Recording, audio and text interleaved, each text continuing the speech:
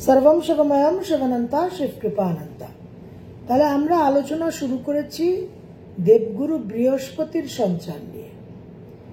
একটা কথা খুব স্পষ্টভাবে দৃঢ়তার সঙ্গে মনে রাখতে হবে যে এখন থেকে আমাদের একটা ক্লিয়ার অবজেক্টিভ এবং ওয়ান পয়েন্টেড এজেন্ডা যে বৃহস্পতির যে অতিচার গতি তার কারণে যে একটা তড়িঘড়ি করে ফোকাস লস হয়ে অল্প সময়ের মধ্যে কিছু বেনিফিট এবং সেটা খুব অল্প সময়ের মধ্যে পেলাম, অল্প সময় রইল এবং অতিচার গতির যে অশুভ প্রভাব সেটা বৃদ্ধি পেল, এই সমস্তকে হ্যান্ডেল করা আমাদের এখন ওয়ান পয়েন্টেড ফোকাস হবে।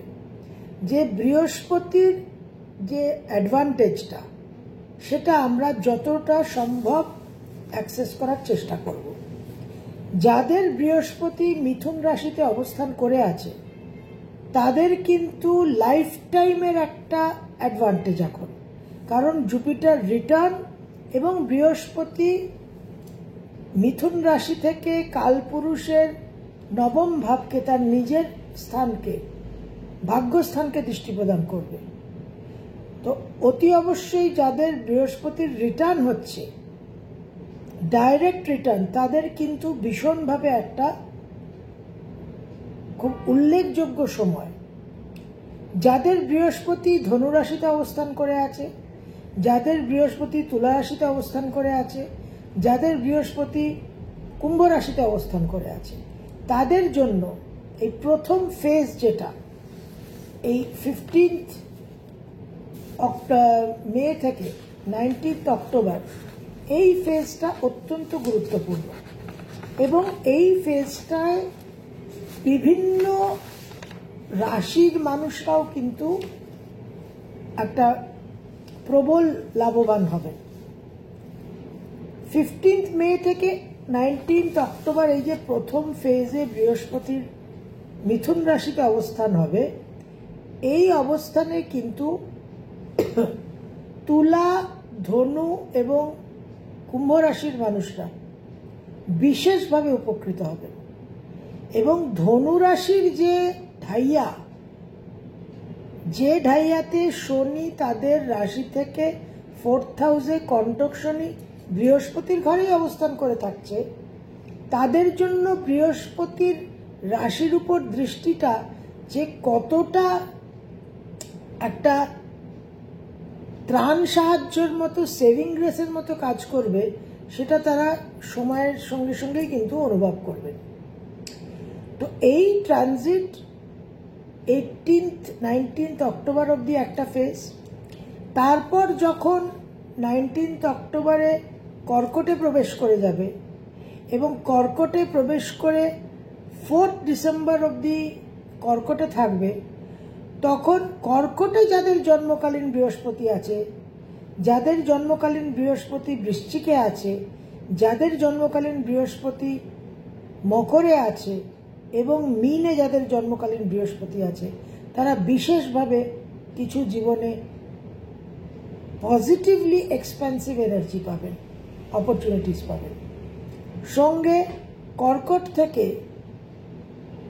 বৃহস্পতি কিন্তু বৃশ্চিক রাশি, মকর রাশি এবং মীন রাশিকে বিশেষভাবে সহায়তা করবে।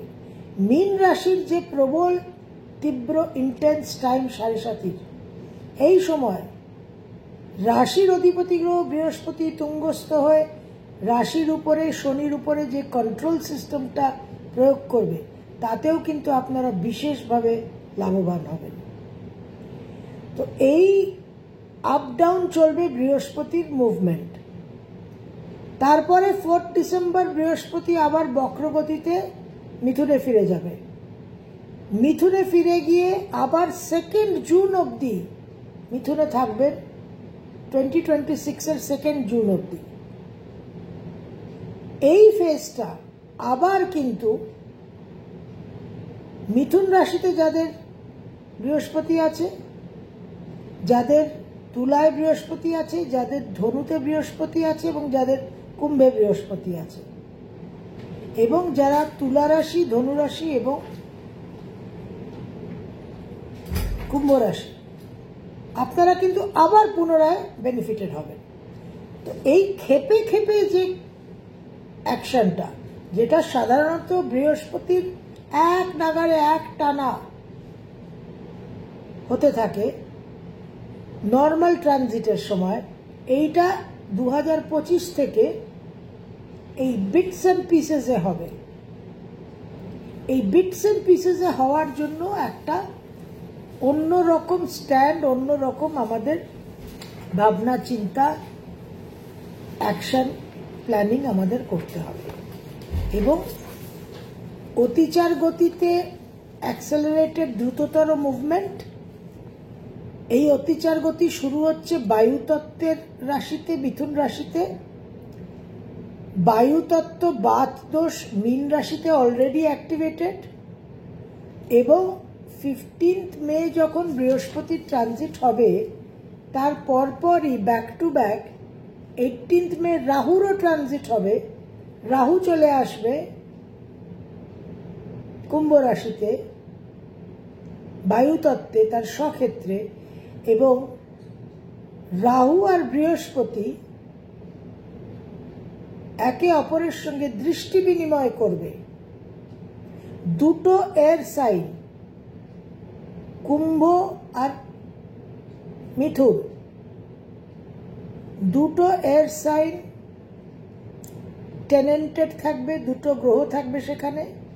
এবং দুটো এয়ার সাইন থেকে যে তৃতীয় এয়ার সাইন তুলা রাশি, সেখানেও কিন্তু দৃষ্টি প্রদান করবে। সুতরাং এই যে বায়ুতত্ত্ব, এই যে বাত দোষ, এটা বিশেষভাবে অ্যাগ্রাভেটেড হয়ে থাকবে, কন্টিনিউ করবে।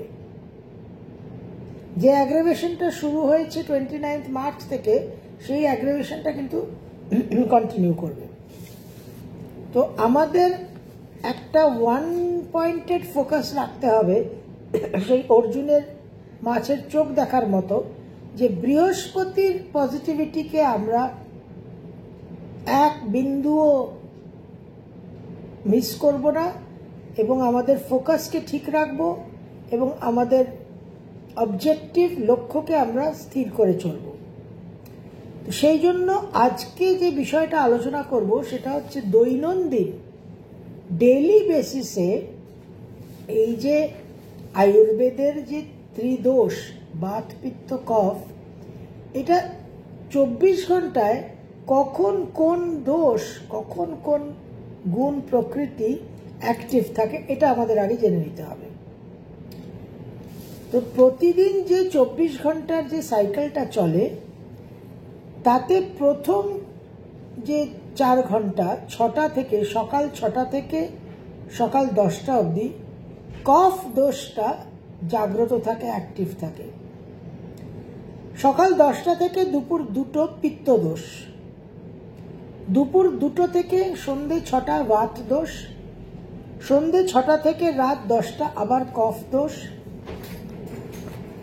রাত 10টা থেকে রাত 2টো অবধি আবার পিত্ত দোষ, এবং রাত 2টো থেকে ভোর 6টা অবধি আবার বাত দোষ।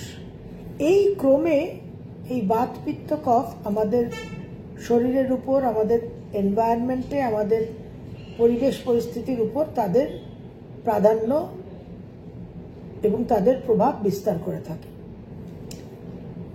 এই যে বাত পিত্ত কফ, এই যে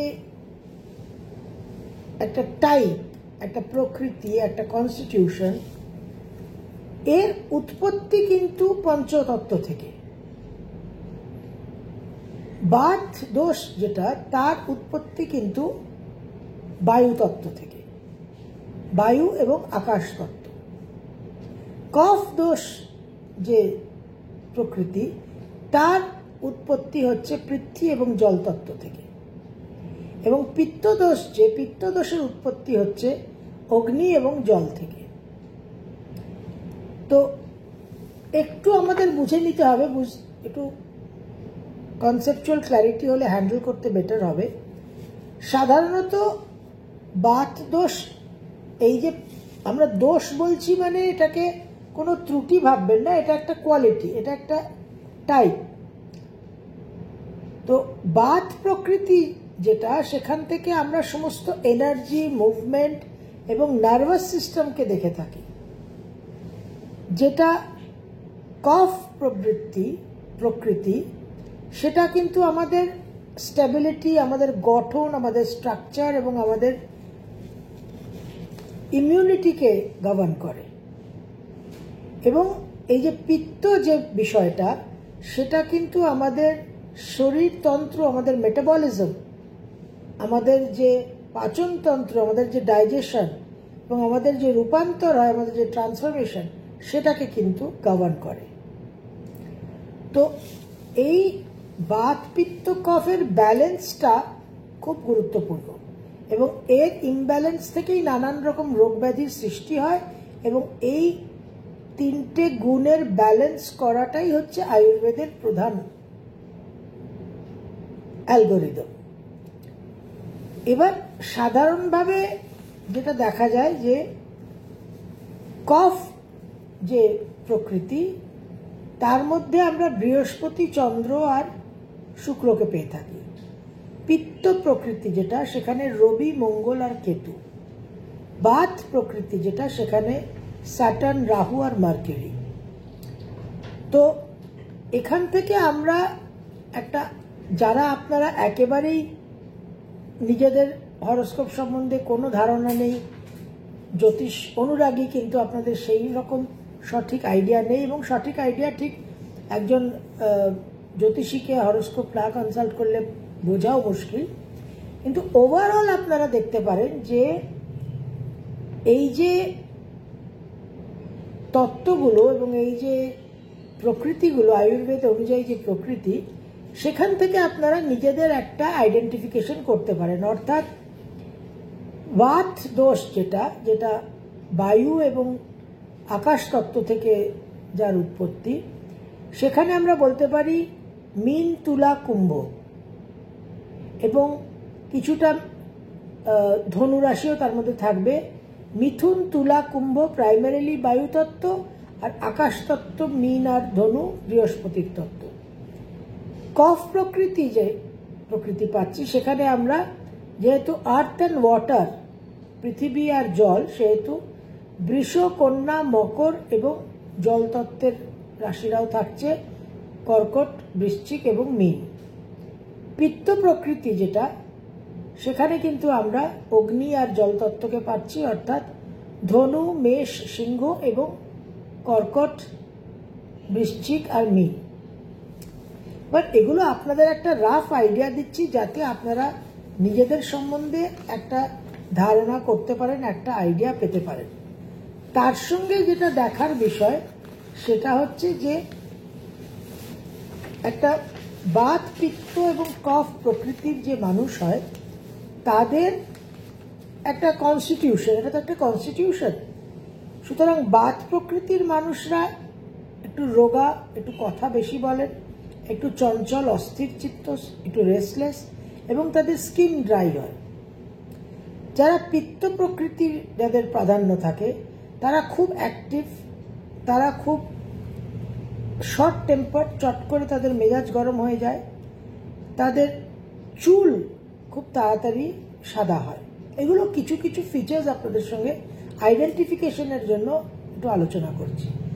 যাদের কফ প্রকৃতির প্রাধান্য থাকে, তারা কিন্তু একটু অলস, একটু তাদের মেদ বৃদ্ধি হয় সহজে, এবং তারা খুব সুখী, কমফর্ট লাভিং, হ্যাপি গো লাকি মানুষ হয়।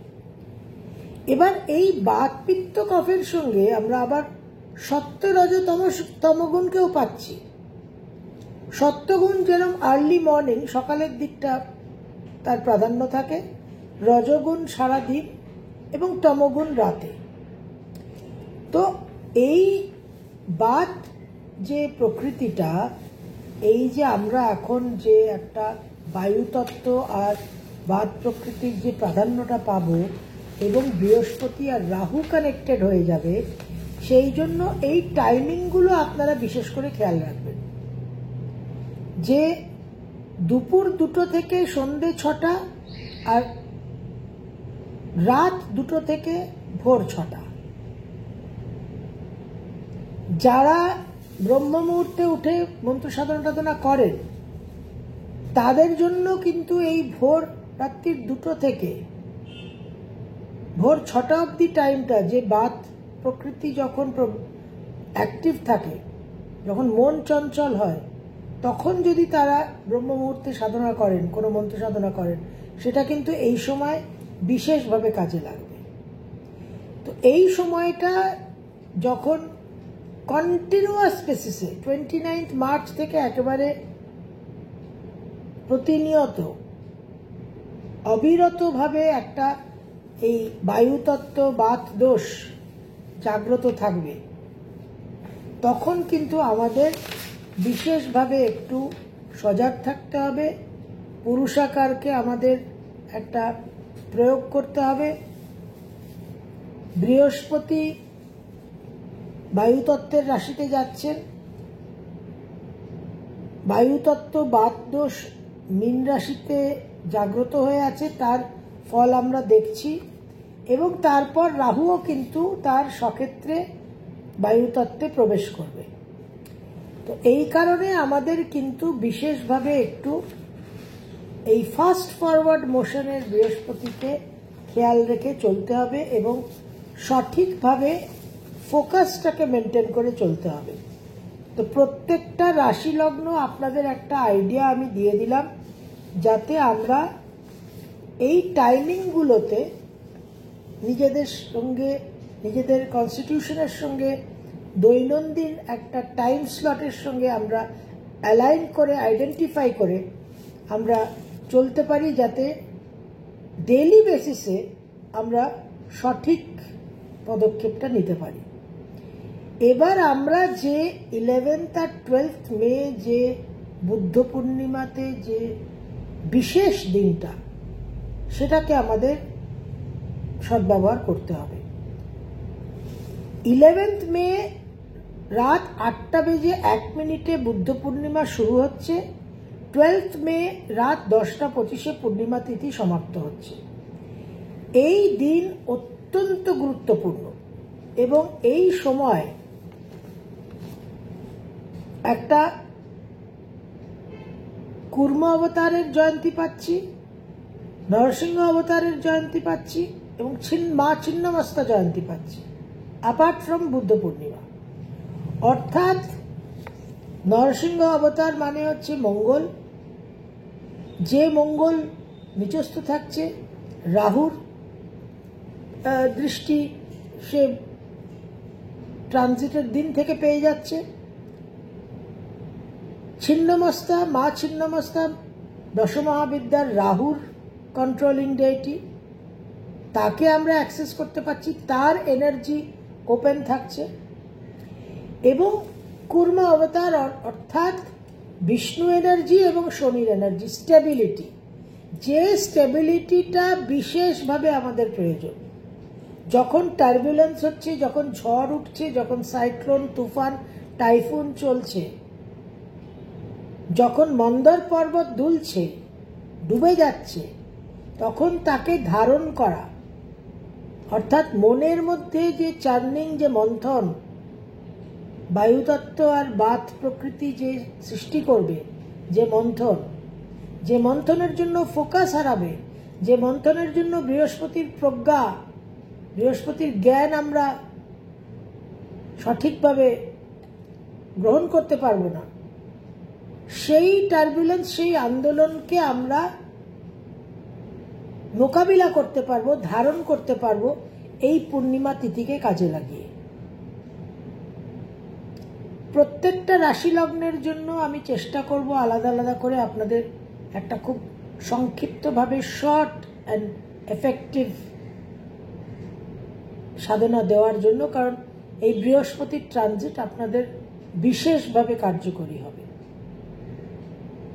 এবং যেহেতু এই বৃহস্পতির ট্রানজিটটা খুব একটা ফ্লাক্সের ট্রানজিট, সুতরাং ভালো রেজাল্টটা পেয়ে যদি আমি সেটা উপভোগই করতে না পারলাম, সেটা ক্ষণস্থায়ী হলে আরো কষ্টকর। তো সেই জন্য এই যে বুদ্ধ পূর্ণিমার যে প্রভাবটা, যে এনার্জিটা, সেটা আমাদের একটা বিশেষ ধারণ ক্ষমতা দেবে। এবং যতগুলো গ্রহ আমাদের কনসিডারেশনের মধ্যে আছে, যে সমস্ত গ্রহ এনার্জিকে আমাদের হ্যান্ডেল করতে হচ্ছে, যে সমস্ত গ্রহ এনার্জি আমাদের জন্য ডিফিকাল্ট হয়ে যাচ্ছে, সেই সমস্ত গ্রহের এনার্জি কিন্তু এই এক তিথিতে আমরা অ্যাক্সেস করতে পারছি এবং নিজেদের আয়ত্তে আনতে পারছি। তো এটা অত্যন্ত গুরুত্বপূর্ণ। এবং কূর্ম অষ্টোত্তর শতনামাবলী, ভেরি ভেরি ইম্পর্টেন্ট। কূর্ম অষ্টোত্তর শতনামাবলী, এই যে 108টা নাম কূর্ম অবতারের, এটা অতি অবশ্যই ওই 11ই মে 12ই মে আপনারা আপনাদের সুবিধে মতো কিন্তু জপ করবেন, পাঠ করবেন। 12ই মে দুপুর 3:30 থেকে সন্ধে 6টা বেজে 8 মিনিট, দুপুর 3:30 থেকে সন্ধে 6টা বেজে 8 মিনিট 12ই মে, এই সময়টা কূর্ম অষ্টোত্তর শতনামাবলী অবশ্যই অবশ্যই অবশ্যই পাঠ করবেন। যাদের সাড়ে যাদের ঢাইয়া, যাদের শনির দশা, যাদের রাহুর দশা, যাদের বৃহস্পতির দশায় রাহুর অন্তর্দশা, যাদের রাহুর দশায় বৃহস্পতির অন্তর্দশা, আপনারা কিন্তু অনেক বেশি এই বায়ুতত্ত্ব আর বাত প্রকৃতির আন্দোলন বিচলনের শিকার হবে। সুতরাং নিজেকে স্থিত রাখা। যখন ভূমিকম্প হয় তখন মানুষ কি করে? মানুষ ছুটে বেরিয়ে গিয়ে একটা এমন জায়গা খোঁজে, এমন একটা আশ্রয় খোঁজে যেখানে সে সুরক্ষিত থাকবে। তো আমাদেরও সুরক্ষিত থাকার জন্য যে আশ্রয়টা প্রয়োজন, যে অবলম্বনটা প্রয়োজন, সেটা হচ্ছে এই সমস্ত এনার্জিগুলো। তো এইটা বিশেষভাবে ইম্পর্টেন্ট। আমরা শুরু করব কিন্তু 30শে এপ্রিল অক্ষয় তৃতীয়া দিয়ে, যেটা আপনাদের সঙ্গে আগেই আলোচনা করেছি যে অক্ষয় তৃতীয়াতে যে একটা শুভ কাজ, শুভারম্ভের শুভ তিথি, আমরা স্বর্ণ ক্রয় করে থাকি। এই যে একটা সম্বল, একটা সহায়, স্বর্ণ, gold is a resource, is a asset, যে কখনো বিপদের দিনে, কখনো অসুবিধার সময় we can dig into our asset. তো অক্ষয় তৃতীয়াকে এইভাবেই চিন্তা করবেন যে অক্ষয় তৃতীয়া এমন একটা তিথি, যে তিথির এনার্জিতে আপনি আপনার একটা রিজার্ভ তৈরি করবেন। চন্দ্র এবং সূর্য যে দুটো জ্যোতিষ্ক, যেখান থেকে জ্যোতিষ শাস্ত্রের সূচনা, দুটো জ্যোতিষ্ক, দুটো লুমিনারি কিন্তু অক্ষয় তৃতীয়াতে এক্সল্টেড থাকে। It's a very very important factor. আলো প্রকাশ 100% অ্যাভেলেবল। সেই জন্য জীবনে যখন অন্ধকারাচ্ছন্ন সময় আসে, তখন কিন্তু এই আলো, এই প্রকাশের প্রয়োজনীয়তা হয়। তো এই জন্য এই প্রকাশের তিথি থেকে আমরা শুরু করব এবং আমাদের এই অক্ষয় তৃতীয়া থেকে আমরা এই যে কূর্ম অবতার বুদ্ধ জয়ন্তী 12 মে, এই দিন অবধি আমরা একটা অনুষ্ঠান, একটা ব্রত পালন করব, যাতে বুদ্ধ পূর্ণিমাতে রাজপুত্র সিদ্ধার্থর যেরকম মেন্টাল সেটিংস, মেন্টাল কনফিগারেশনটা পরিবর্তন হয়ে গেছিল, অল্টার্ড কনসিয়াসনেস হয়ে গেছিল, আমরাও যাতে কিছুটা হলেও আমাদের মেন্টাল সেটিংস, আমাদের চেতনার স্তরকে একটা পরিবর্তন করতে পারি, যাতে আমাদের টোটাল অ্যাপ্রোচ টু লাইফ একটা পরিবর্তন হয় এবং দেবগুরু বৃহস্পতির বিন্দু বিন্দু শুভত্ব যেন আমরা প্রাপ্ত হতে পারি, একটা কণাও যেন আমাদের মিস না হয়, এক কণা আশীর্বাদ, এক কণা কৃপা এক কণা শক্তি থেকেও যেন আমরা বঞ্চিত না হই। সর্বম শুভময়ম শুভনন্তা শিবকৃপা অনন্তা।